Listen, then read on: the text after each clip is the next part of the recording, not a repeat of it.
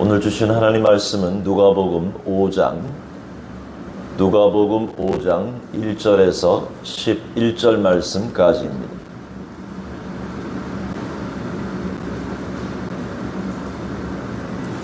누가복음 5장 1절부터 11절 말씀.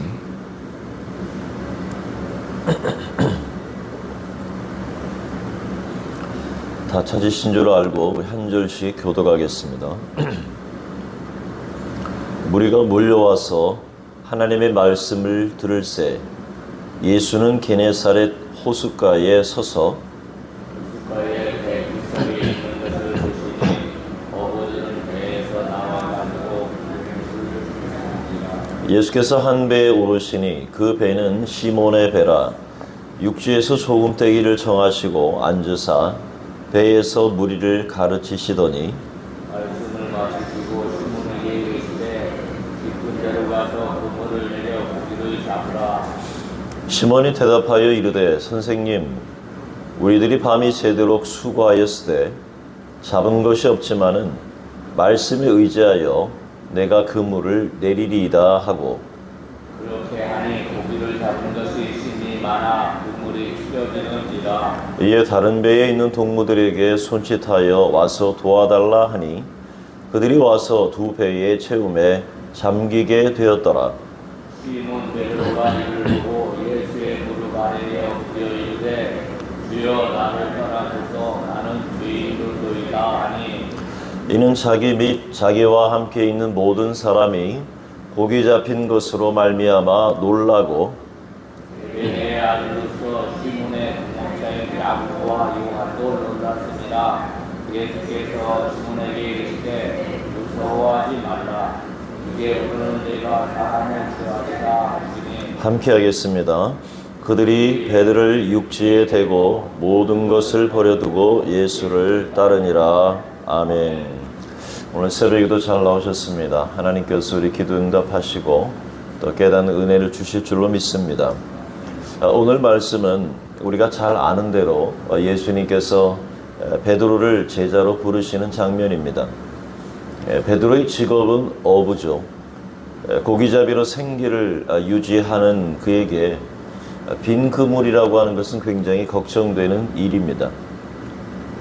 오늘 예수님께서 게네사렛에 찾아오셨습니다. 게네사렛이라는 말은 원주민들이 부르는 말인데 호수라는 말입니다.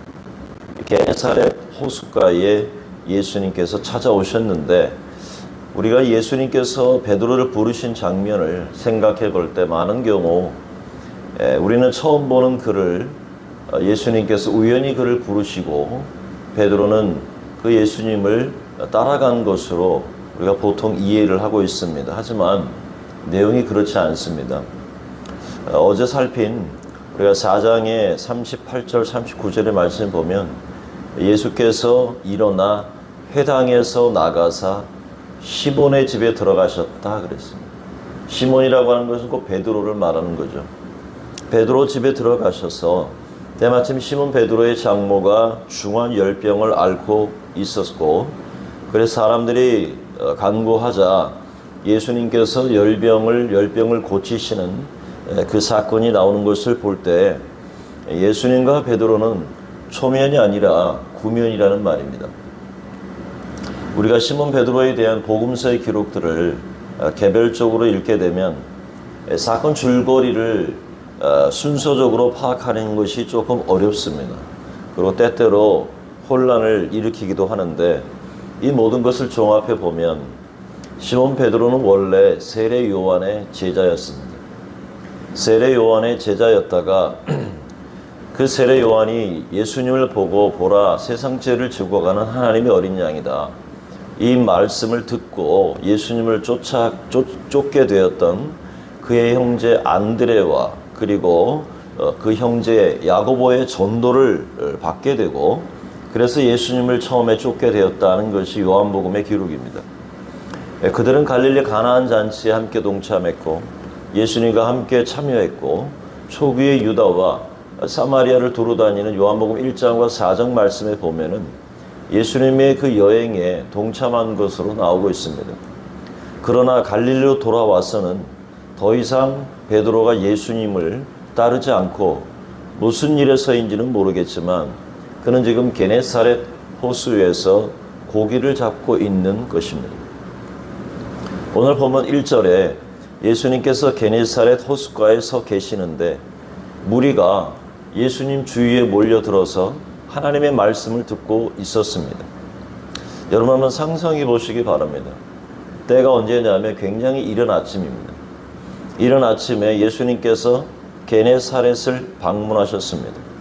아침에 동이 터오르는 호숫가에 서서 사람들에게 둘러싸여서 말씀을 전하시던 그 예수님께서 그 호숫가에서 배 두 척을 내려다보고 계셨습니다. 그곳에는 밤새도록 고기를 잡고자 했지만 잡지 못하고 피곤한 몸으로 그물을 싣고 있는 사람들이 보입니다. 그날의 고기잡이가 다 끝났다는 의미이죠. 아침에 아무런 고기를 잡지 못했고 허탕을 쳤기 때문에 더 침울한 상태였을지도 모릅니다. 그런데 예수님의 눈은 유독 한 사람에게 고정되었습니다. 그리고 그물을 싣고 있는 베드로의 배에 갑자기 예수님이 올라타셨습니다. 예수님께서 시몬 베드로에 오르시면서 말씀하셨습니다. 육지에서 조금 뛰어라. 여러분 한번 생각해 보세요. 모르는 사람이 갑자기 자기 배에 올라타가지고 야, 배 좀 띄어내라 이렇게 얘기한다면 이게 지금 뭐하는 짓인가 라고 생각했을 겁니다. 당신이 아마 무슨 권한으로 내 배에 탄단 말이요 이렇게 아마 반문했을 겁니다. 하지만 베드로는 한마디 반문 없이 그냥 순종했고 예수님은 그 무리들을 말씀으로 가르치셨습니다.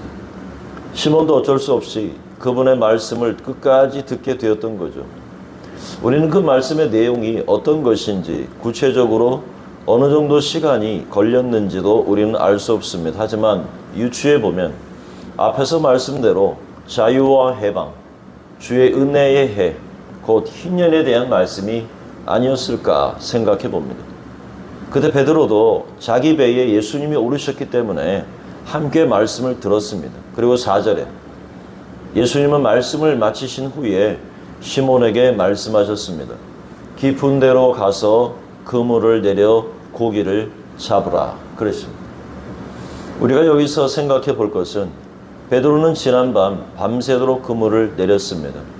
오늘날이야 기술이 발달해서 낮에 그물을 내려도 고기를 잡을 수 있는 그런 특수한 그물이겠지만 그 옛날에는 기술력이 좋지 않기 때문에 낮에 그물을 내렸다가는 고기들이 한 마리도 잡지 못하고 다 도망갈 겁니다. 왜냐하면 고기도 눈이 있는데 얼마나 얍삭하잖아요, 그죠? 앞에 그물이 있으면 그물을 싹싹 피해가는 것이 고기인데 그런 낮에 그물을 치면 고기가 다 도망가니까 밤에 그물을 쳐서 그래서 어부들이 고기를 잡았던 거죠. 그런데 지금 이게 낮입니까? 밤입니까?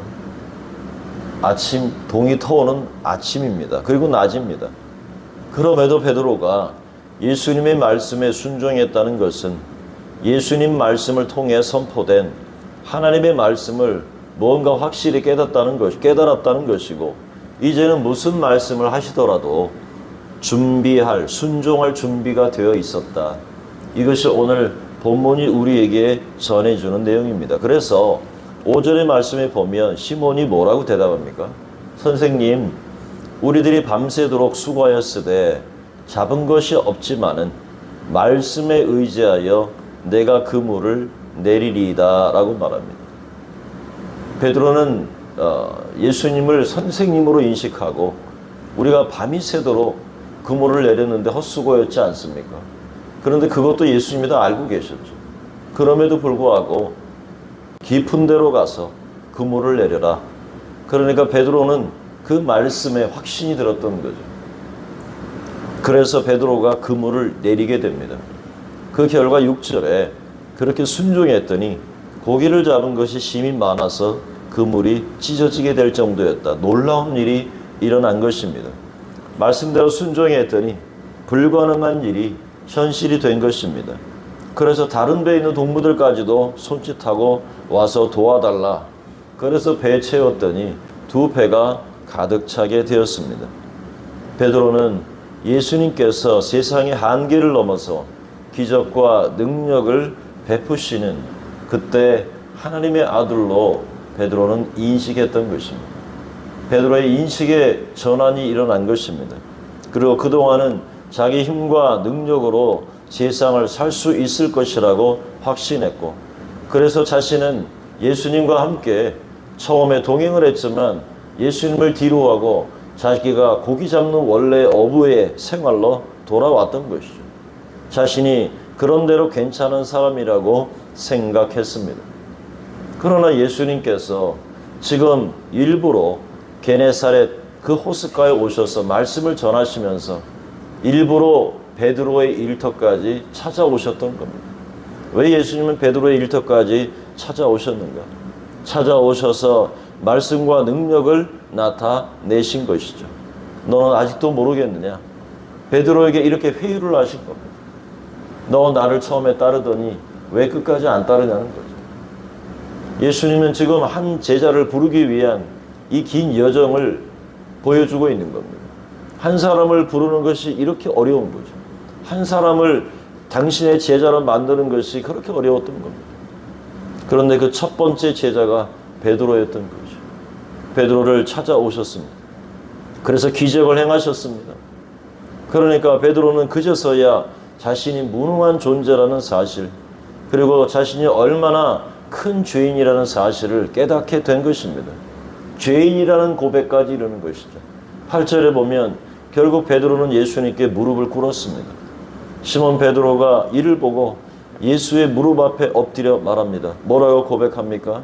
주여 나를 떠나소서 나는 죄인입니다. 여러분, 누가복음에 있어서 죄인은 굉장히 큰 중심, 핵심 메시지입니다.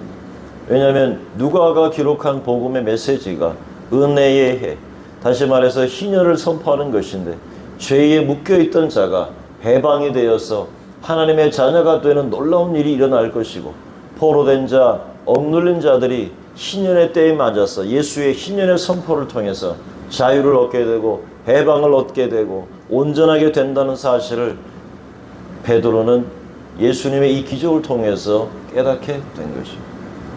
그래서 자신은 하나님 예수님 앞에 나는 죄인입니다 라고 고백할 수밖에 없었던 겁니다. 그동안은 괜찮았습니다. 하지만 이 사건 앞에 베드로의 마음이 꺾여진 겁니다. 베드로의 태도가 완전히 바뀌었습니다. 그리고 자신이 정말 죄인이라는 사실을 깊이 받아들이게 된 것입니다. 나는 죄인입니다. 가난한 자에게 복음을, 포로된 자에게 자유를, 눈먼 자에게 다시 보게 함을 전파하며 눌린 자를 자유롭게 하고, 그래서 예수께서 전파하시는 그 주의 은혜의 해, 희년의 해가 베드로 자신에게도 필요하다는 사실을 절박하게 깨달았다는 겁니다. 예수님, 나를 떠나십시오. 나는 죄인입니다. 그렇게 자신이 죄인임을 깊이 깨닫게 되고, 10절의 말씀에 보니까 세베대의 아들로서 시몬의 동업자인 야고보와 요한도 함께 그것을 보면서 놀라게 됩니다. 그제서야 예수님은 베드로를 첫 번째 제자로 부르셨던 겁니다. 베드로야, 무서워하지 말아라. 이제 후로는 네가 사람을 취하리라. 내가 너를 사람 낚는 어부가 되게 하리라. 이제 너의 인생의 2장을 시작하게 될 거다. 그러면서 예수님께서 베드로를 발탁하시는 모습입니다. 처음으로 제자를 선택한 이가 바로 베드로였습니다. 예수는 베드로를 유심히 살펴보았을 것이고, 그가 세례 요한을 따를 때부터, 그 형제에게 소개받을 때부터, 그리고 시몬의 장모의 집에 이르렀을 때부터 예수님은 베드로의 삶을 유심히 보았을 겁니다. 그리고 당신의 이 나라, 하나님의 나라를 증거하고 선포할, 그리고 이어서 이 나라를 함께 이루어갈 제자로서의 합당한 자가 누군가를 예수님은 계속 주시하고 생각하고 계셨을 겁니다. 그리고 예수님은 일부러 게네사렛에 찾아오셨습니다. 사실 게네사렛에 찾아온 것은 베드로 한 사람을 부르기 위함이었습니다. 그 모든 것을 설정하신 예수님께서 드디어 베드로에게 찾아오신 것이죠. 베드로와 야고보와 요한이 어떻게 했는지 11절에 보면 그들이 베드로를 육지에 대고 모든 것을 버려두고 예수를 따르니라 라고 말하고 있습니다. 이제 베드로는 모든 것을 버려둘 만큼 자기 인식이 확실해졌고 모든 것을 버려두고 예수를 뒤에 따를 만큼 자신이 죄인인 것을 깨닫게 되었고 그리고 예수님의 이 사역이 신년의 선포의 사역이 얼마나 중요하다는 사실을 절감하게 되었던 베드로는 그 형제들과 함께 자기의 배와 모든 것을 버려두고 심지어는 부모들까지 버려두고 즉각적으로 예수님의 뒤를 따르게 되었다는 것입니다. 예수님은 한 사람을 향한 이 마음으로 베드로에게 다가오셨습니다. 이제 말씀을 맺겠습니다. 오늘 예수님께서는 의도적으로 게네사렛 호숫가를 방문하셨습니다. 한 사람 때문입니다. 자, 바로 제자 베드로입니다. 여러분, 제자라고 하는 것은 스승의 선택을 받는 사람입니다. 제자가 스승을 선택한다는 것은 자신의 욕심을 채우기 위한 방법입니다. 내가 저분의 제자가 되어야 되겠다. 그래서 따르는 제자는 진정한 제자가 아닙니다. 사실 제자는 스승이 제자를 선택하는 것입니다. 따라서 스승이신 예수님은 자신의 사람을 자신의 방법대로 부르셨습니다. 베드로를 찾아가셨고 그를 설득하시고자 기적을 베푸셨습니다.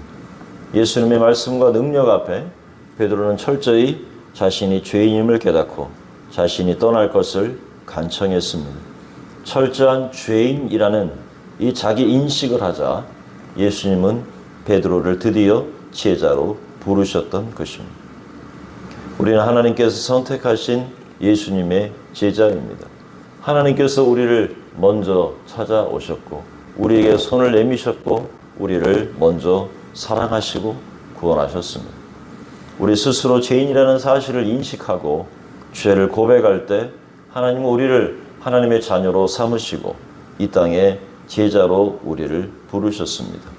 바라기는 오늘 그들이 베드로를 육지에 대고 모든 것을 버려두고 예수를 따랐던 것처럼 오늘 하나님께서 먼저 나를 찾아오사 구원하신 자녀요. 그리고 오늘 이 시대를 향한 예수님의 제자로서 오늘 우리 또한 이 주권과 모든 욕심을 내려버리고 영혼을 구원하는 일에 예수님의 말씀에 순종하며 예수님의 뒤를 따르는 저와 여러분의 삶이 될 수 있기를 주님의 이름으로 축원합니다. 기도하겠습니다. 하나님 아버지, 은혜와 사랑을 진심으로 감사합니다. 갈릴리를 두루 다니면서 회당에 복음을 증거하시면서도 예수님의 마음속에 제자 한 사람을 향한 마음이 늘 남겨 있었습니다. 예수님은 때가 되어 드디어 게네사렛에서 호숫가에서 고기를 잡고 있던 베드로를 이른 새벽에 찾아오셨습니다. 말씀에 많은 사람에 둘러싸여 말씀을 증거하시는 가운데서도 예수님의 마음은 베드로를 향해 있었습니다. 그에게 다가가 그에게 그 배에 올라 가르치시며 하나님의 천국 복음을 증거하실 때 그리고 베드로는 깊은 감동과 예수님의 말씀에 순종할 것을 작정하게 되었고 깊은 데로 가서 그물을 내려라. 이 말씀에 순종했을 때 기적을 체험하며 나는 죄인입니다. 이제 내 힘으로 할 수 있는 것이 없고 내 모든 것은 주님의 것이라는 이 깊은 절박함과 그리고 내가 예수 그리스도 외에는 내게 소망이 없다는 사실을 깨닫고 나는 죄인이며 떠날 것을 요구했을 때 우리 예수님께서 그를 부르시고 이제는 제2의 인생을 살아갈 것 모든 것을 내가 너를 붙들 것이며 나와 함께 떠나자. 예수님의 그 부름에 순종하며 모든 것을 버려두고 이제 예수님의 하나님 나라의 공생애를 함께 시작하려 했던 이 베드로, 예수님의 사랑을 이 새벽에 깨닫습니다. 하나님은 우리를 먼저 사랑하셨고 우리에게 찾아오셨고 우리에게 죄인임을 깨닫게 하시고 이제 함께 떠나자. 하나님의 나라의 일들을 위해 주님의 나라를 위해 이 세상을 시작하자 라고 말씀하신 그 예수님의 말씀처럼 우리도 하나님의 이 땅에 부름받은 예수님의 제자요 하나님의 나라를 이루어가는 거룩한 백성임을 우리도 깨닫고 우리도 모든 것을 버리고 예수를 따랐던 베드로처럼 우리의 모든 욕심과 우리의 모든 근심과 걱정을 다 내려놓고 우리 주님의 부르심 앞에 응답하며 하나님 나라의 일들을 이 희년의 때를 선포하는 우리의 삶이 될 수 있도록 은혜 도와여 주시고 하나님 우리 매일매일의 삶 속에 놀라운 하나님의 역사를 깨닫고 하나님의 일하심을 경험하는 저희 삶이 될 수 있도록 축복하여 주시옵소서. 하나님 새벽에도 주 앞에 나와 기도하는 우리 성도들의 기도를 들으시고 응답하여 주시옵소서. 하나님 아버지 일찍 새벽에 문을 열고 나서는 성도들의 발걸음과 그들의 삶을 붙드시고 오늘도 운전대를 붙잡으시며 안전케 해주시고 우리의 직장과 생업과 우리의 사업장 가운데 주님 방문하셔서 형통한 은혜를 주시되 축복의 통로가 될 수 있도록 역사하시고 모든 막혀있는 물질이 흘러가게 하시고 관계도 흘러가게 하시고 우리를 통하여 하나님의 기업과 산업과 하나님 이 세상에 복을 얻는 하나님의 기쁜 자녀들이 삶으로 살아가는 하루가 될 수 있도록 축복하여 주시옵소서. 하나님 아버지 우리 성도들 하나님 연약한 성도들을 찾아가시고 주님 싸매어 주시고 주님 만지시고 치유하는 광선을 발하여 주시며 우리 안에 완전한 분이 계신 우리 안에 성령께서 계시오니 주여 역사하셔서 우리 연약한 모든 것이 무질서가 깨어진 모든 하나님 연약한 것들이 온전히 회복되는 역사를 허락하여 주심으로 말미암아 강건함으로 주를 바라보며 주께 나아가 승리하는 오늘 하루 될 수 있도록 역사하여 주시옵소서. 하나님 오늘의 하루의 삶이 주와 동행하는 삶이요 기쁨의 삶이요 감사의 삶이요 하나님 주와 함께 기쁨으로 동행하는 승리의 하루가 될 수 있도록 은혜 더하여 주시옵소서. 예수님의 이름으로 기도하옵나이다. 아멘.